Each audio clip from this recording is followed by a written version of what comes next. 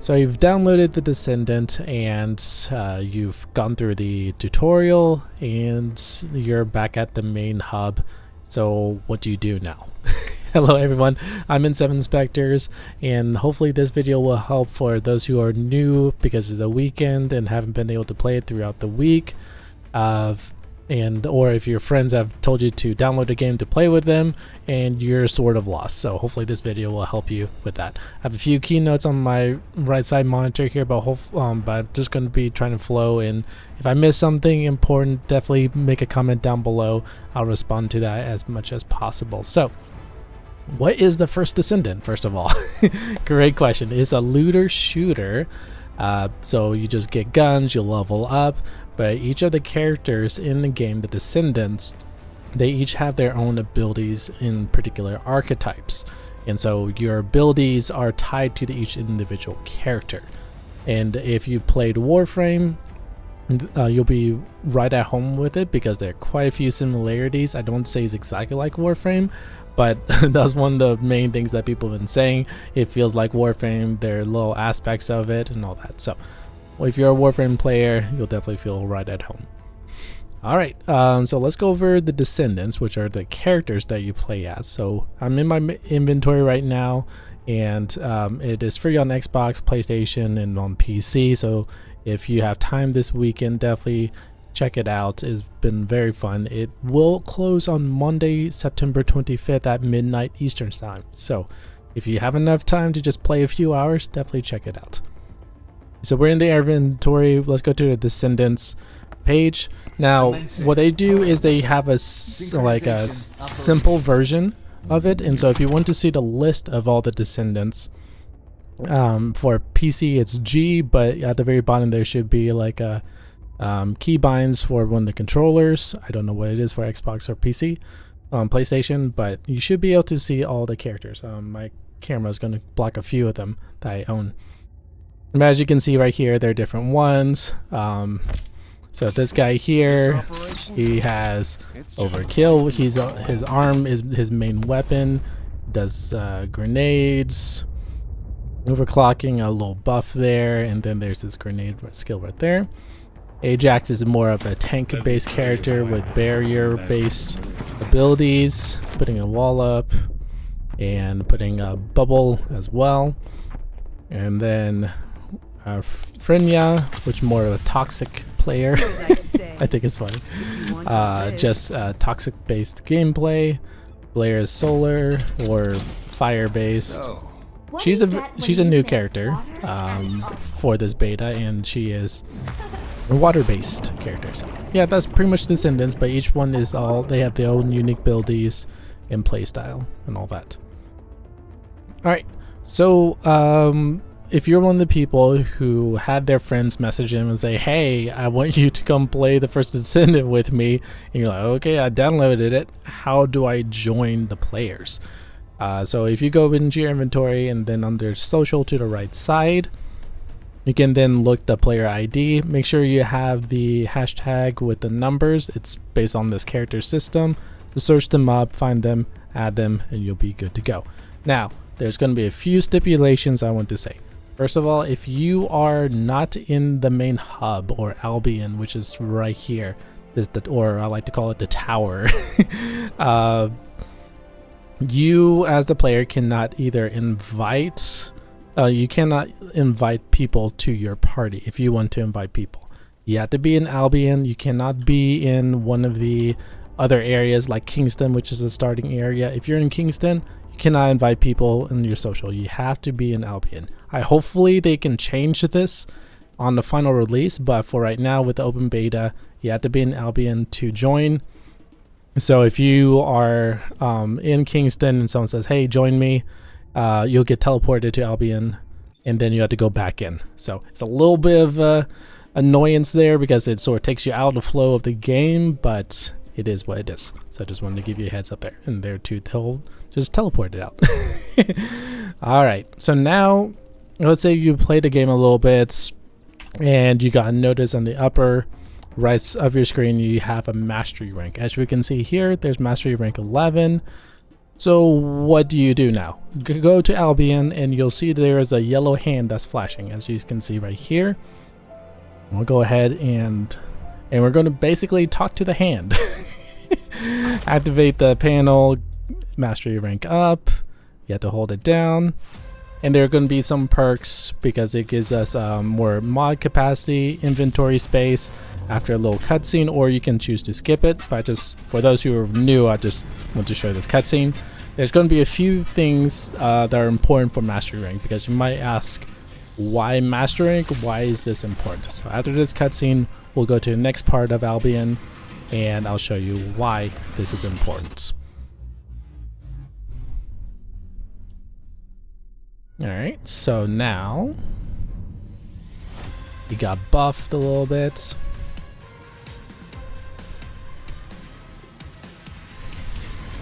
Woo!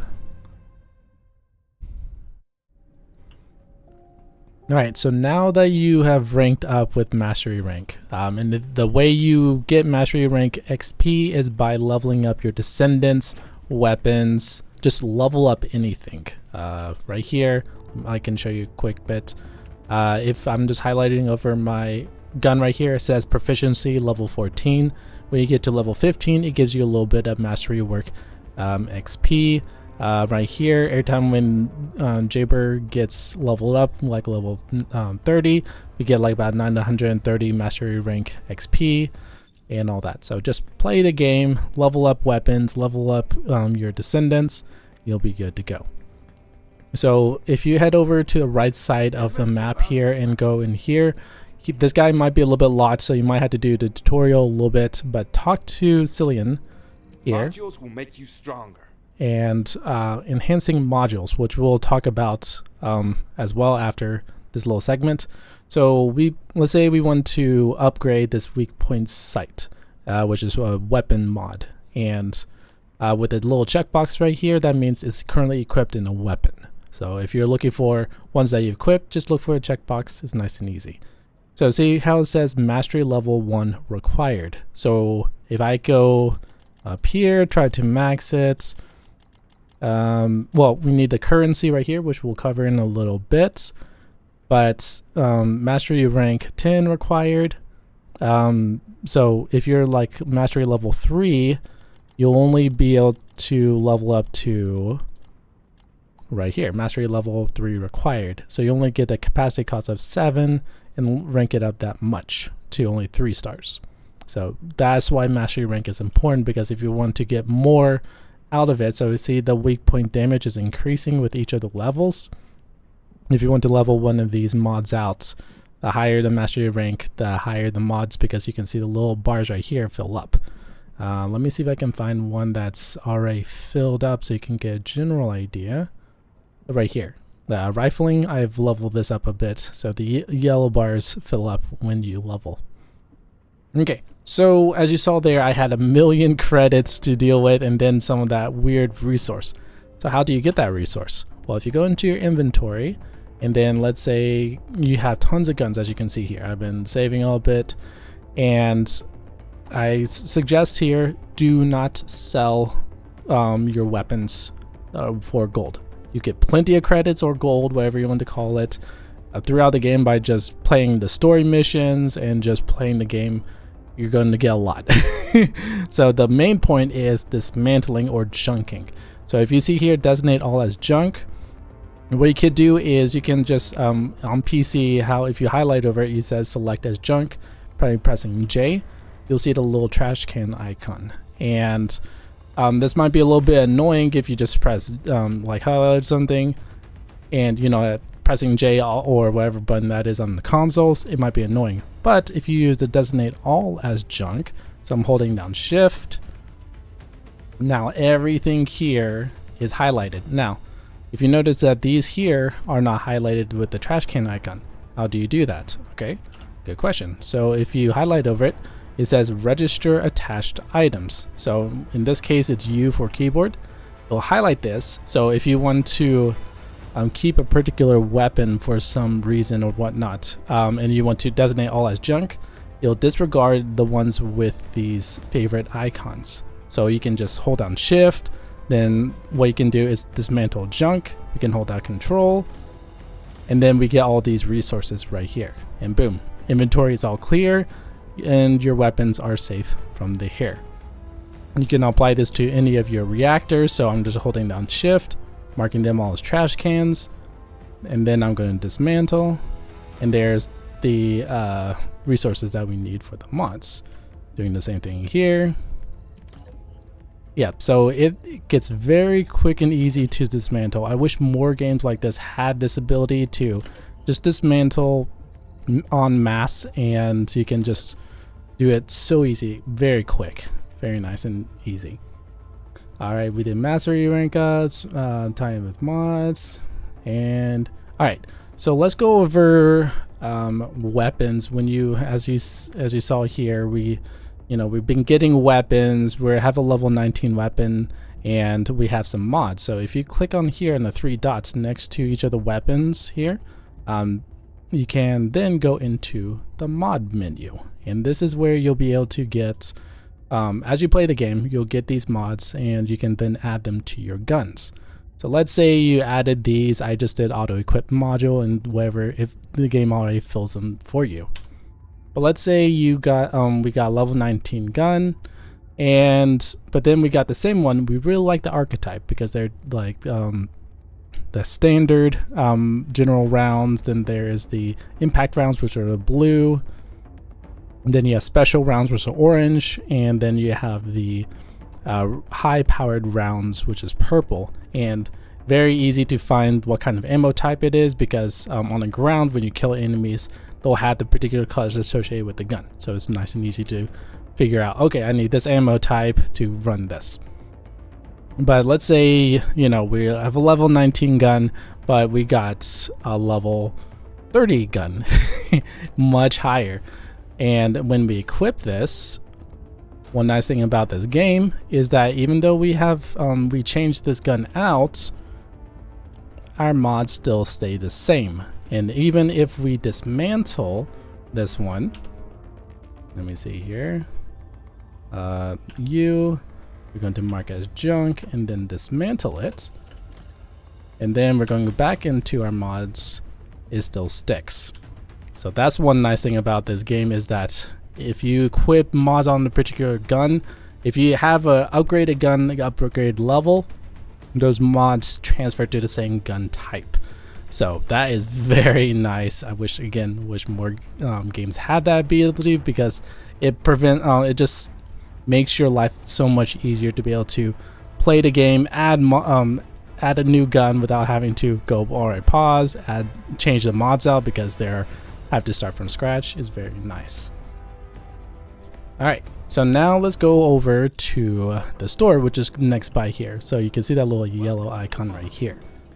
All right, so this is the main spot for the open beta event, mainly because you will be getting, when we go to the events, you'll be getting these type of credit or tickets, I like to call them, just so I can exchange, because when you play the game, in the mailbox, you'll be able to get these credits when you get to certain milestones, like leveling to 10, you'll get amount of credits.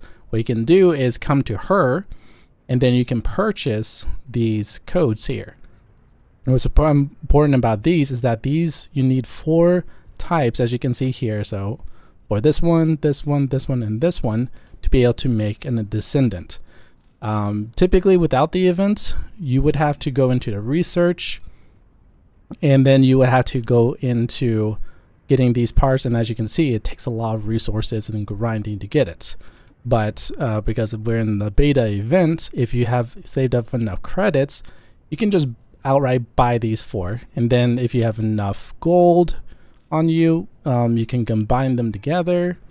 You'll get this little prompt for Descendant, and all of them will be in white. And then you just spend the gold, and then you'll be able to get your Descendant. And so as you can see here, I already did a little bit of research. I claimed this. And bing, bada bing, bada boom, you're good to go. And as you can see there's this one shows that I have 3 of the 4 components that I need. And what's handy is that if I wanted to go into it, it'll tell you where you need to grind for it. So if we click on this, boom, we'll need to go to the Kingston area and grind there. Very helpful indeed. Let's see here. Oh yeah, leveling up exotics. So as you play the game, you'll be handed out the devotion, which is ultimate weapon, they're calling it. You'll be given the thunder cage, which is an SMG with electrical damage. I highly suggest using this. It's very nasty. And then I just recently got the Enduring Legacy, which is a machine gun. So you're guaranteed 3 ultimates just as you just play the game. But with ultimates, as you notice here, we have a level 1 ultimate versus level 30 and all that. With ultimates, you have to manually update or upgrade them to the X power. So let me do something real quick, make sure I have this set. Okay, I have to unfavorite this. So you'll need to go to the icon with the cogwheel with a wrench inside it, so the workbench. If you go to Kingston right here and you teleport here, there'll be a cogwheel with a wrench inside it for each of the main map locations. So you'll be able to craft it if you need to, so you don't have to come back to Albion, which is nice. But if you open this up here and then go to weapon level transmission, we want to upgrade our LMG, and there you go. We get this, and it requires phase exchangers. Again, this is a mission that will be hard to miss. It's just pretty much in your face, and they'll teach you how. But this is phase exchanger, and this will get the level up to 35 because it pulls from that. The gun will be dismantled, but now we have a level 35 LMG and all that. Bing. There you go. So if you're curious on how to upgrade legendary weapons or ultimate, I call them legendaries, but ultimate weapons, that's how you do so. All right, so let's go ahead and talk about the mailbox since we're right here. So as you go through the game, as I said, you're progressing through, you're going to be getting rewards, you get emotes, which is cool, and there you go, there's some credits there, a good example there. Now you're going to be getting these metal mats, finishes, and color paints, so how do you equip them? Good question. So you go into your inventory and then go to customize, which is right next to it. You can then see the different ones. You can then equip your emotes on your wheel. These are some skins here above their heads because it's I'm not sure if I can see it, but right here. So this person's in their menu right here, and so you see that little heartbeat icon above their head. That means they're in their inventory. So if you're playing with friends and they're AFK, you know, you can see that they're in their inventory. But that's just a little bit of a cool aesthetic. Now if you go to your Descendant skins, you can then see which ones you've unlocked. And this is the standard one. Now this is something I wish that they would have in the final game. Hopefully they get changed. But with base skins, as you can see here, none of these are unlocked. We cannot customize any of the colors on this character. But once I get to level 40, I'll be able to unlock, I think it was this skin right here. Then we'll be able to change it. So let me change to someone who I have fully equipped, and we'll go ahead and use her as the example. Alright, so she is maxed out. I have a custom skin for her, which is unlocked right here. Now ultimate skins you cannot, you can change as well, but you don't have as much diversity with this one, so you can change the headpiece and all that. The ultimate skins, it locks you in place, but with these legendaries you can just interchange them as on the whim. So now as you can see here, we have the option to change color. So if we press F, I'm not sure what it is on the consoles, but then you can choose your different color grade palettes through there. So if you're curious on how to customize your character, that is how. Alright, and then the final segment is the in-game. So for those who are into the higher difficulties and all that, what does the in-game look like? Alright, so let's go ahead and teleport to Kingston, and I'll show you what that's all about. And again, if you've made it to this far in this video, thank you so much. Definitely leave a like. This will help the algorithm reach to more people who are new and coming, and might help them with understanding the game a little bit more. So you're just helping other people out find this video. So all right, so once you complete full map, so in Kingston we only have access to 4 areas. We have Kingston, the Sterile Lands, actually we have 3, because Albion is the main hub area. So you have 3 areas: Vespus, Sterile Lands, and Kingston. Once you complete that, you'll see that there's 2 purple icons here. One is defense, and one is more of an objective based mission. So now let's go ahead and go into information. So you have to get to particular levels. So with defense, it's 7, 10, 14, 18, and 21. So once you get to wave 7, you'll be able to get one of these drops here, which is the amorphous material. But if you head over to this one over here, the objective, which is like it starts with only 1 point where you have to kill enemies, but then it starts multiplying into 4 or 5 points, and so you have to coordinate with your team. This one is a little bit more difficult, so they give you rewards for 2, 4, 6, 8, and 10, and then you get amorphous material. And as you can see when highlighting over it, this is a chance. This is not guaranteed, and then it depends on the percentage, because most of the time they give you gold, which it sucks. But if you get lucky, you get amorphous material, or even an ultimate amorphous material, and you can get those. So now, now that you have some of that, if you go into my consumables, so you have some materials here. How do you open those up? Because if we go here, click on it, we can't do anything about it. We can't open it up. So the way you do it is if you go to the Void Intercept battles. So there's a normal, and then there's a hard mode, which I just recently unlocked. And so level 60 Frostwalker, that was being interesting. But yeah, if you, let's say the Gravewalker, which is the beginning boss that you've done, as you can see, there's a checkbox. So I have 2 of these materials that I can use to unlock him. So once we defeat this boss, we'll then be able to open the relic, and then when we open it, there's going to be a chance of getting one of these. So it's RNG based, and this is where the in-game grind is.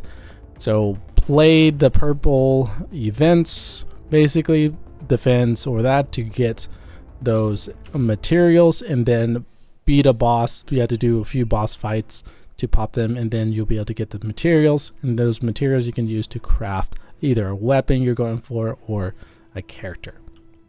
So hopefully that was a okay breakdown on what to expect in this game, and thanks again if you came to the end of this video. As I said, it might have been a little bit rambly. Hopefully it was succinct enough and helpful for you, so definitely make sure to leave a like, and I'm uploading as many character video breakdowns as possible, so definitely check those out on my channel as we slowly get those uploaded, and I will see you in the next video. Thank you for watching.